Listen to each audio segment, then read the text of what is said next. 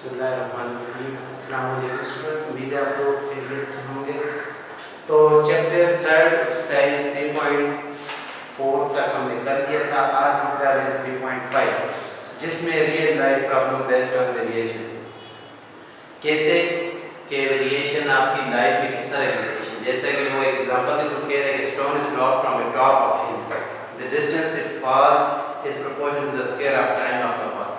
कहते हैं आप लोग किसी हाइट से पत्थर देंगे, उसका जो रिलेशन होगा वो कहता है वो टाइम के साथ उसका square of the distance it fall it's proportional to square of time of fall, कि जब मतलब जिस हिसाब से वो नीचे आ रहा है उस हिसाब से जो टाइम लग रहा होगा वो डबल होगा, वो स्क्वायर होगा। ठीक है, तो ये आप लोगों के पास रियल लाइफ प्रॉब्लम है। या वैसे कि आप लोगों के पास कह सकते हैं कि आप लोग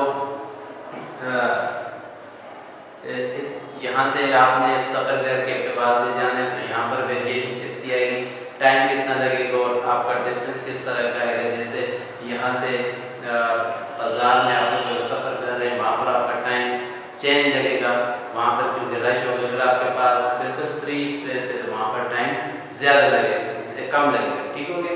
इसी तरह से आप लोगों के पास रियल लाइफ प्रॉब्लम है जो कि साइज 3.5 है। ठीक है, 3.5 का फर्स्ट क्वेश्चन जो आप लोगों के पास है, H is made of wooden planks। H is made of wooden planks के एक बाड़ समझ लें जो लगाई होती है वो बनी हुई है, वो लकड़ी की वो डंडियाँ सी होती है जो उससे बनी हुई है। अब the thickness of H varies directly number of plants, कहते हैं जितने नंबर ऑफ प्लांट्स लगाते जाएंगे उतनी उसकी थिकनेस बढ़ती जाएगी, जितने कम लगाएंगे उतनी उसकी थिकनेस कम होगी। अब H को मैं दे देता हूँ क्वेश्चन मान H से डिनोट कर देता हूँ, नंबर ऑफ प्लांट्स को दे देता हूँ P। अब वो कह रहा है H is directly proportional to P। ठीक हो गया, ये P डायरेक्टली मतलब जितनी उस पहाड़ की थिकनेस ज़्यादा होती जाएगी, जितने आप प्लांट्स ज़्यादा करते जाएंगे उतनी मोटाई कम होती जाएगी, जितने आप प्लांट्स कम करते जाएंगे। तो इससे आगे क्या करना है, H is equal to KP। अब P आपने K फाइंड करना है, P को डिवाइड करना है, K is equal to H by P। अब क्या कह रहे हैं, ये कह रहे हैं कि number of plants 4 make the thickness of 12 centimetre. Plants अगर 4 लगाएं तो आप लोगों के पास थिकनेस जो बनेगी वो बनेगी 12 सेंटीमीटर। थिकनेस क्या बनेगी, number of plants thickness of H, बल्कि इस H से नहीं, ये थिकनेस शो कर रहा है तो हम इसको T कहते हैं। थिकनेस क्या हो जाएगी, T। समझ गई बात कि thickness of H is very directly equal to T।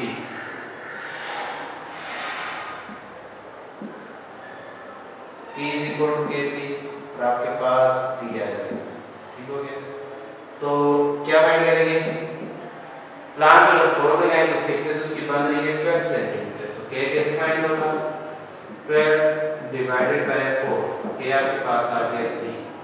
Task की वैल्यू कोई भी आ सकती है, तो आपके पास क्या है वैल्यू 3। अब पहला पार्ट क्या है, थिकनेस ऑफ H फाइंड करो व्हेन नंबर ऑफ प्लांट्स आप लोगों के पास 6 हो। अगर नंबर ऑफ प्लांट्स आप 6 यूज कर रहे हो तो थिकनेस कितनी बनेगी, इक्वेशन 1 यूज करते हैं हमने किया होगा, T is equal to KP। K आपके पास आ गया 3, P आ गया 6, तो 3 6 18 सेंटीमीटर, मतलब 6 प्लांट्स जब यूज करेंगे तो हमारे पास कितनी थिकनेस बनेगी 18। जैसे उसने कहा था कि 4 प्लांट्स यूज किए 12 बन गई थी, 6 यूज किए तो 18 बन गई। आगे दूसरे पार्ट में क्या कहते हैं,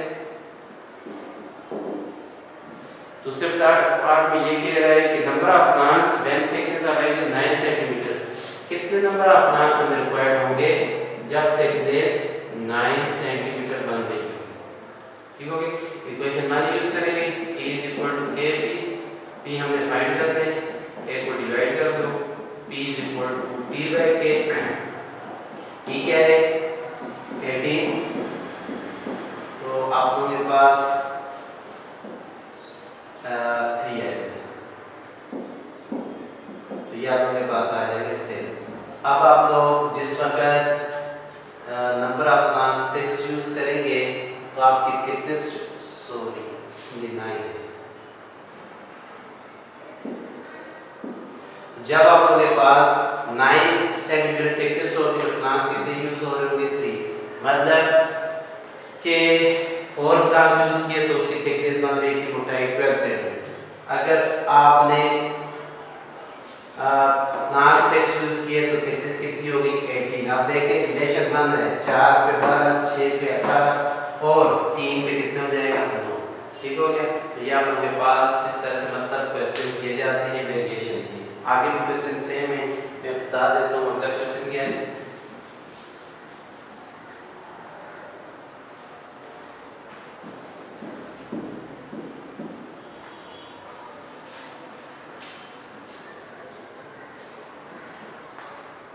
जी क्या है? In a fountain the pressure P of water at any internal time t at any internal point varies directly as depth t from the surface। अब वो कह रहे हैं एक फवारा ले लें या आबशार ले लें, उसका जो प्रेशर है वो P है। प्रेशर क्या है? P। then water at any internal point varies directly depth d। Depth जो उसने दी हुई है वो कितनी है? d। क्या कह रहे हैं? इन फाउंटेन एक जो आबशार या फवारा pressure P at of water जो गिर रहा है नीचे की, उसका जो प्रेशर है वो P है at any internal point varies directly depth d, जो उसका एक इंटरनल पॉइंट है डेप्थ जिसको कहा गया d फ्रॉम द सरफेस। अब ये आप लोगों के पास कह रहे हैं कि ये डायरेक्टली प्रोपोर्शनल है कि जब जितने प्रेशर से पानी गिरेगा उतने नीचे गिराई तक जाएगा। अगर कम प्रेशर से गिरता है तो वो कम गिराई तक जाता है। तो आप लोगों के पास P = Kb, K फाइंड करना होता है हमें।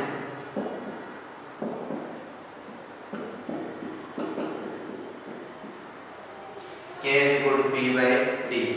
देन अगर वो कहते हैं प्रेशर जो आ रहा है उस प्रेशर पे 51 न्यूटन पर मीटर स्क्वायर सेंटीमीटर स्क्वायर, इतने प्रेशर से अगर पानी आ रहा है तो उसकी जो डेप्थ बना है कितनी गहराई तक आ रहा है? 3 सेंटीमीटर। आप लोग क्या करेंगे? K फाइंड करेंगे। फर्स्ट स्टेप हमारे पास K होता है 50/3, तो आपके पास आ जाएगा 70। ठीक हो गया। आगे जाने कहते हैं फाइंड प्रेशर।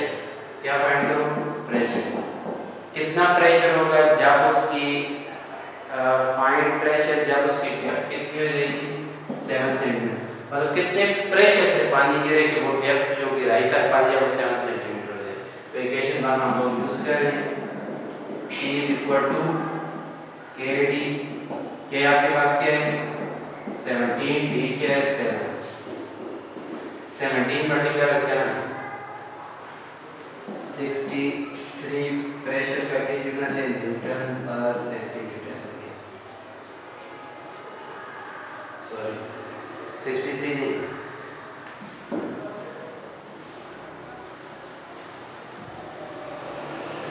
119 न्यूटन पर सेंटीमीटर स्क्वायर आपके पास प्रेशर रिक्वायर्ड होगा, जिससे डेप्थ जो बनेगी तो 7 सेंटीमीटर की होगी। नेक्स्ट पे जाते हैं pressure of gas in container varies directly temperature. Pressure P, temperature T। Pressure is varies directly T के एक गैस का कंटेनर है जिसमें प्रेशर जो है वेरीज डायरेक्टली टेंपरेचर T। जितना ज़्यादा प्रेशर उतना ज़्यादा टेम्परेचर, उतना कम प्रेशर उतना कम टेम्परेचर। जितने टेम्परेचर इंक्रीज होगा उतना प्रेशर इंक्रीज होगा। व्हेन प्रेशर इज 50 न्यूटन पर meter square and temperature is 75 degree centigrade, आपने यहाँ से क्या करना है? K की वैल्यू फाइंड करनी है।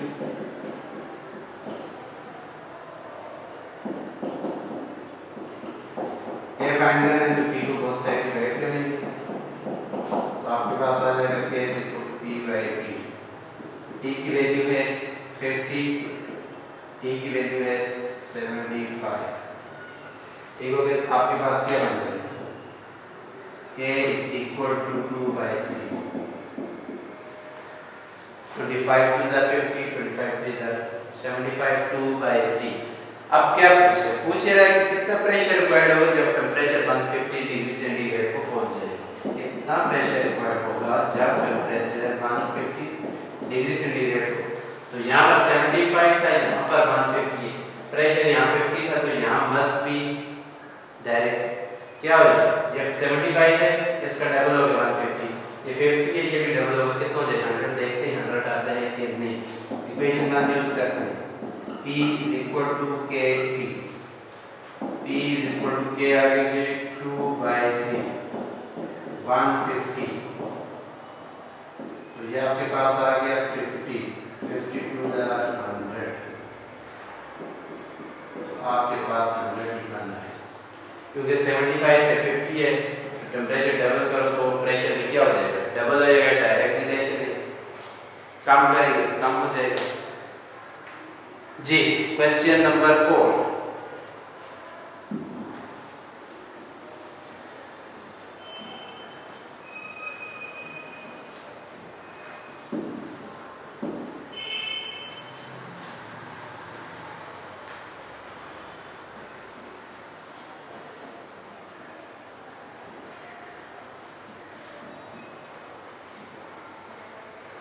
Question 4.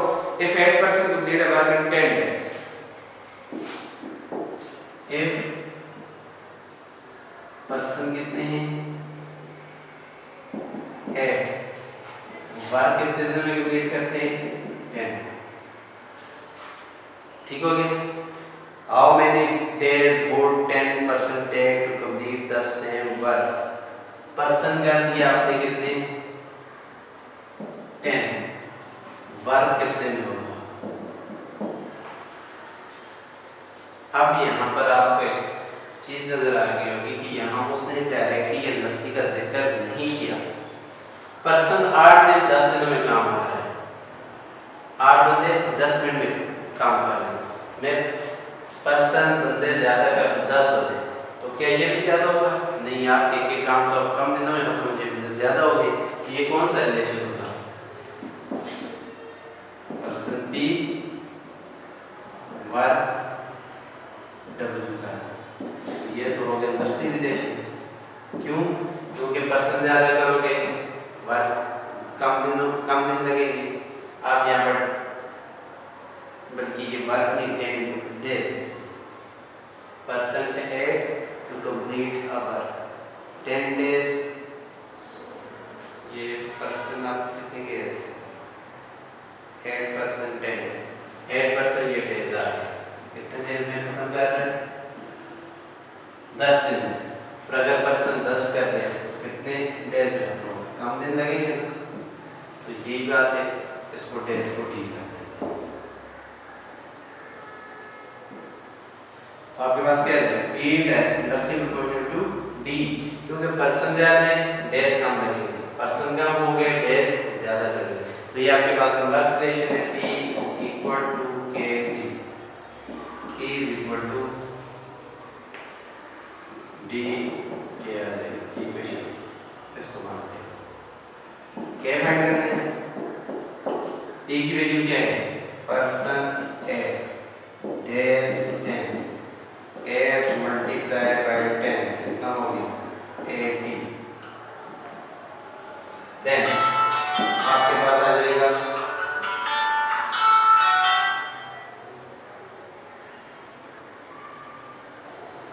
इसके बाद आ जाएगा जी P K is equal to PD। आपके पास पर्सन अगर 10 करते हैं तो कितने डेज लगने चाहिए? D चेक कर दें। K is equal वैल्यू निकाल K PD, D फाइंड कर दें, D को divide K by P, K क्या है? 80 divided by 10, कितने दिन लगेंगे? 8 बंदे थे 10 दिन में खत्म कर रहे, 10 बंदे हो गए 8 दिन में खत्म करें। ठीक हो गया। तो इनवर्स रिलेशन है। नेक्स्ट है आपके पास volume of gas varies in दस्ती प्रेशर P। यहाँ पर खुद दे रहा है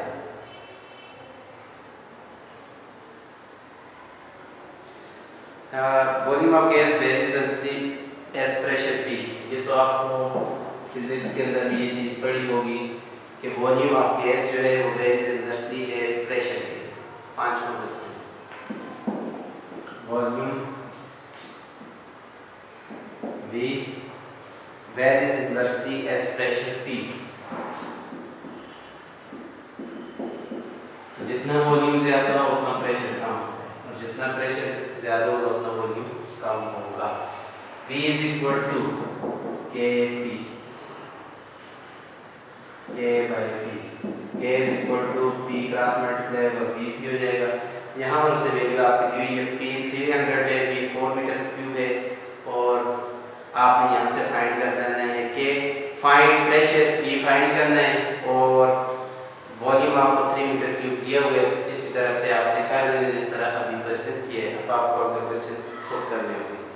attraction of force between two magnet varies in the square of distance. जितना अच्छे तरीके से आप लोग स्टेटमेंट समझेंगे उतने अच्छे तरीके से आप लोग क्वेश्चन सॉल्व कर सकते हैं।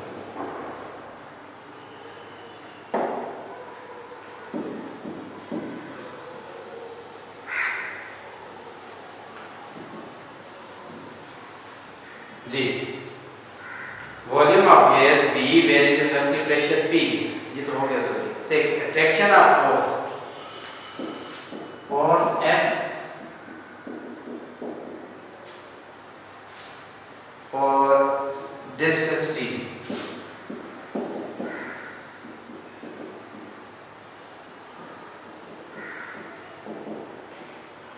ठीक हो गया। अब attraction of force between two magnets varies inversely square of distance। varies inversely square of distance। ध्यान में रखना है square क्या है? square of distance। F is equal to K by D का square। K is equal to F D square D cross multiply हो गया। अगर वो कहता है कि फोर्स 18 न्यूटन हो और D 2 सेंटीमीटर हो, 2 सेंटीमीटर हो तो K हमारे पास आ जाएगा 18 प्लस K।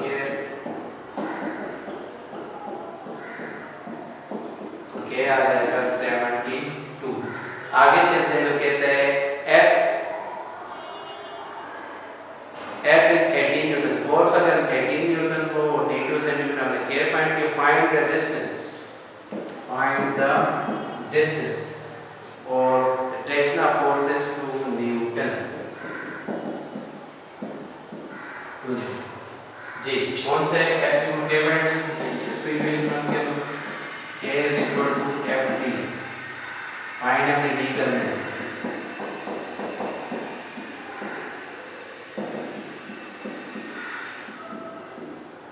K कितना है जी आपके पास 72 और इसके सॉरी D स्क्वायर आ गया। D square is equal to 36। D is equal to 6 not 10 minus 6। Distance negative नहीं होता।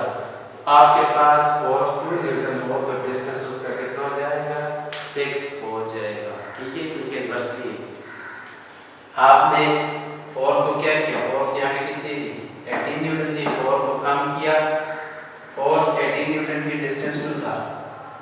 ठीक हो गया। फोर्स को आप कम कर दिया तो डिस्टेंस क्या हो जाएगा ज्यादा, तो डिस्टेंस कितना हो गया 6 centimetre. Very simple. Last question volume of right circulation varies jointly. ये वेरीज जॉइंटली वाला क्वेश्चन है जैसे मैंने पिछली स्लाइड में आप लोगों को करवाया था। वॉल्यूम ऑफ गैस ये आपने खुद करना है। Varies inversely height and square of radius. Height and square of radius ये इक्वेशन। वॉल्यूम V है, हाइट h है, रेडियस r है और रेडियस का स्क्वायर है तो हमने रेडियस का स्क्वायर दे दिया। आगे आपने खुद इसको फाइंड करना है। r भी गिवन है, h भी गिवन है और d भी गिवन है। आपने k निकाल के आगे इसकी वैल्यू निकाल लेनी, ये आपको खुद करना है। ठीक हो गया। ये थी एक्सरसाइज आपकी 3.5। मेरे ख्याल में सिर्फ स्टेटमेंट अगर समझ आ जाए तो बाकी एक्सरसाइज पीछे आप लोग आसानी से करके आएंगे और बहुत ही इजी एक्सरसाइज थी। ठीक हो गया। इसके अंदर कोई प्रॉब्लम आ रहा हो तो आप लोग मस्ट पूछ सकते हैं। मेन आपको कंसेप्ट समझ आना चाहिए। क्वेश्चन डिफरेंट भी हो सकते हैं, किसी रूप से भी हो सकते हैं। रिव्यू एक्सरसाइज करते हैं। At the end of each question, 4 circles are given. Fill in the correct circle only.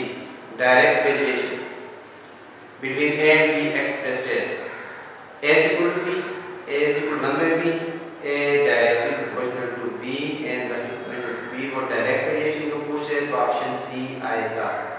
जैसे कि डायरेक्ट इन्वर्सली के लिए if n inversely 1 by n, then m is equal to kn, n is equal to km, m by n is equal to k, mn is equal to k। अभी ये किया है, ये हो तो आप लोग क्या करते हो, kn हो गया, n सेट जाएगा तो mn is equal to k, तो k is equal to mn, option D। Identify the item that does not have the same ratio। 30 by 45 cancel करो 15 से, 52 are 30, 53 are 45, 2 by 3 उसको हम लिख सकते हैं 2:3। 4 to 6 दोनों को 2 पे डिवाइड करो तो 4 को 2 पे डिवाइड करो 2, 6 को 2 पे डिवाइड करो 3, 2 to 3 वहाँ पर पहले में भी 2:3 है, यहाँ पर भी 2 to 3 है सेम। अगला जो लिखा हुआ है क्या है 2:3 में पहले के तमाम सेम, वो कह रहे हैं कौन सा सेम है, तो अगले में लिखा हुआ 3 to 2 तो ये सेम नहीं है, तो ये ऑप्शन दिया है। If A by B, C by D, then by alternative property, alternative का inverted बिल्कुल उल्टा देना, B by A, D by C में inverted। alternative में कहा था कि ऊपर वालों को जो A C है उसको A by C और B D को लिखोगे B by D, तो ये कौन सा आ जाएगा, ऑप्शन C। ना जो A C है वो डिवाइड में आ जाएंगे और B D है वो डिवाइड में आ जाएंगे, तो ये होती है alternative property. If 7:9 ratio x proportion x ratio 27, आपने इससे वैल्यू निकालनी, क्या हो जाएगा 7:9 प्रोपोर्शन x रेशियो 27। साइज में क्या करवाया था, product of extreme is equal to product of mean 9 is 7 multiplied by 27 divided by 9 है।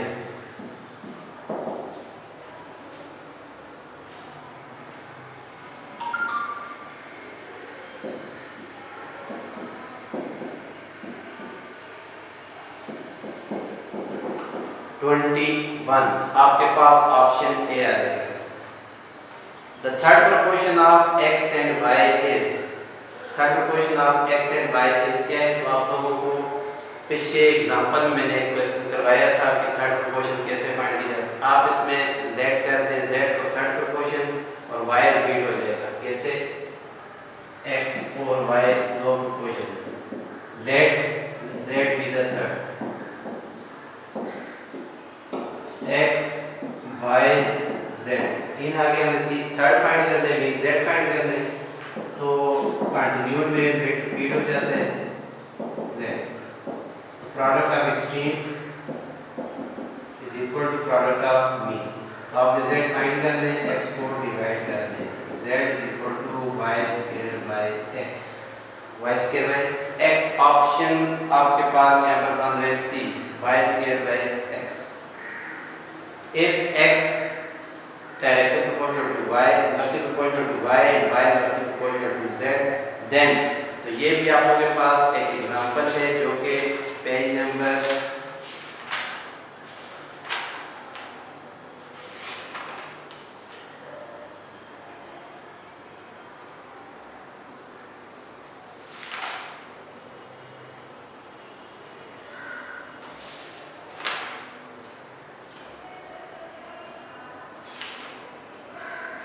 जी, ये पेज नंबर आपके पास 658 है।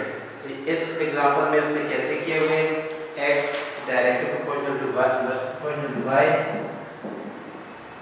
And y inversely proportional to z, y inversely proportional to z। इसको लिखें x equal to k by y, और इसको क्या लिखेंगे y is equal to, इसको k1 के लिए k2 के लिए डिवाइडेड बाय z।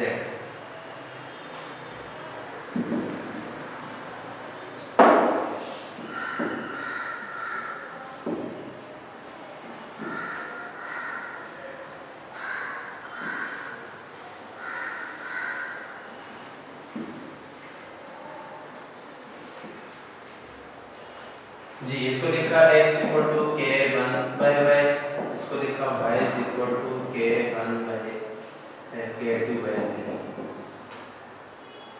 z। अब x equal to k1 by y के हमारे पास क्या है k2 by z, k2 by z, k1 by k2 ये आपके पास डिवाइड चेंज इनटू मल्टीप्लाई, ये तो आपके पास कांस्टेंट है k1 k2 कोई से कांस्टेंट है, तो हम लोग क्या लिखते होते हैं डायरेक्टली प्रोपोर्शनल टू z, इसको अगर हटाते हैं तो यहाँ कोई सा कांस्टेंट आ गया तो इज इक्वल टू k आ जाता है, x directly proportional to z आ जाएगा कब जब x इनवर्सली y और j वाली क्वांटिटी आगे नेक्स्ट क्वांटिटी की इनवर्सली हो, तो आप लोग क्या कहोगे फर्स्ट एंड थर्ड आपस में डायरेक्टली आ जाएंगे। ठीक हो गया, ऑप्शन यहाँ पर बन रहा है सी। नेक्स्ट है if 2a plus 1 ratio 21 proportion 4 ratio 7, ये वाला क्वेश्चन अभी मैंने पीछे आप लोगों को करवाया है, इसमें आपने a की वैल्यू निकालनी, कैसे product of extreme product is equal to product of mean करेंगे, a की वैल्यू आपके पास आ जाएगी। इसके बाद 9 है if a by b c by d e by f then each of the fraction is equal to la mb plus ne divided by ld plus me plus nf, तो ये आप लोगों के पास ऑप्शन नंबर ए आ जाएगा। Which of the following situation in which x varies directly to y, कौन से option है जिसमें x डायरेक्टली y की इक्वल है, तो यहाँ पर आप लोगों के पास ये लिखा हुआ है 7/16 y, ये तो क्या है कांस्टेंट है, हम लोग तो ये लिखते हैं x directly equal to y x equal to k y। ठीक हो गया, k की वैल्यू से कह दिया कि 7/16 है, तो ये y है, तुम्हारे पास क्या बनेगा x is equal to 7/16 y। तो ये आपकी थी रिव्यू एक्सरसाइज, इस सारे ने एमसीक्यू सॉल्व करवा दिए, आगे इस रिव्यू के जो क्वेश्चन है वो पीछे पूरे चैप्टर में से दिए गए, वो आपने खुद कर लें, अगर उसमें से कोई क्वेश्चन आपसे ना हुआ वो पूछने वो इंशाल्लाह करवा दूंगा। आज के लिए इतना ही है, इंशाल्लाह नेक्स्ट लेक्चर में मिलते हैं। अस्सलाम वालेकुम।